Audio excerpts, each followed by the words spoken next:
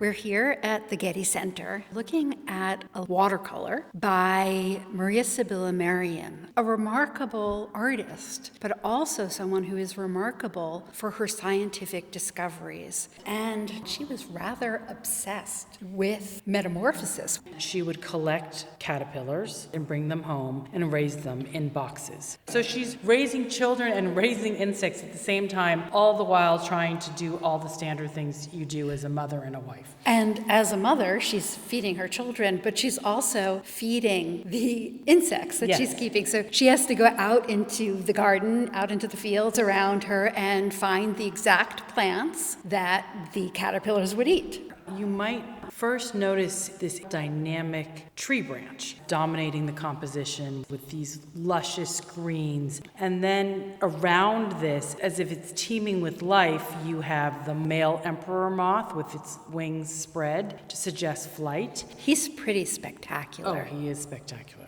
Purple and yellow and these black circles. And below you see the cocoon. You see what she referred to as a date pit. Now we know it as a pupa. Remember, this is before there's classification, before there are Latin names for these insects, before the complete understanding of the metamorphosis of insects was understood. And then you see the juvenile nymph. And the mature caterpillar you see climbing down that branch. And it's this wonderful green with black bands, yellow pearls on top with teeny black hairs emerging from those yellow pearls. Notice the shadows. She's trying to make this as lifelike as possible. And she's the first to think about this life cycle in relationship to the food source. Others weren't showing the food source, and they weren't making it in this beautiful color. That's Merian. And that comes from the fact that she was trained as an artist, and her stepfather, who taught her how to paint, was a still life painter.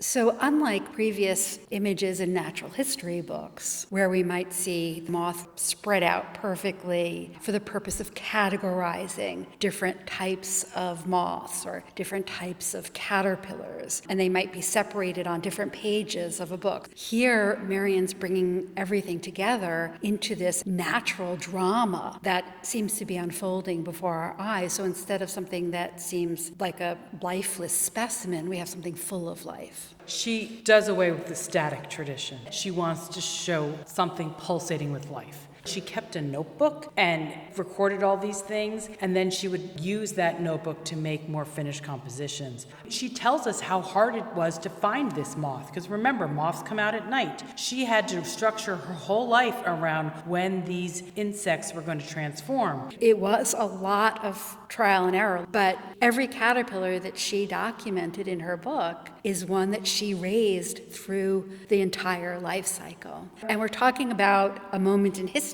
where this life cycle was still quite mysterious. They still believed that butterflies or moths spontaneously generated from piles of dung. So not only is she able to observe it, she's able to depict it in an artful, beautiful way. Her whole book was made for gardeners and for art lovers. It wasn't made for the scientific community. And what I love about these images is she makes us slow down and reminds us to look. And that was the age she lived in. Let's not rely on the ancient knowledge of Aristotle. Let's go out and observe and document, and really the beginnings of scientific observation. And that's a reminder what you're going to find if you're curious, and what you're going to find if you don't just read what's in the books. Remember, she's growing up in a very religious time. This was not science the way we think of science. This was God's handiwork. And she was trying to understand and make sense of that handiwork. This idea of natural theology, that looking at nature would reveal God's handiwork, but also the idea that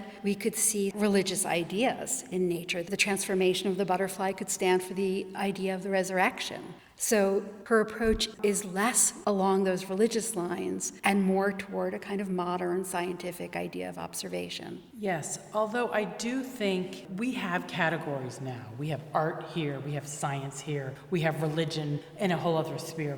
As a holistic view of nature with the food source, as well as the whole metamorphosis, it actually is much like her life. She was the mother and the artist. She was the adventurer and the documenter. her. She had all of these things that weren't contradictions to her. So the idea of the interconnectedness of things, and that's what she gives us here.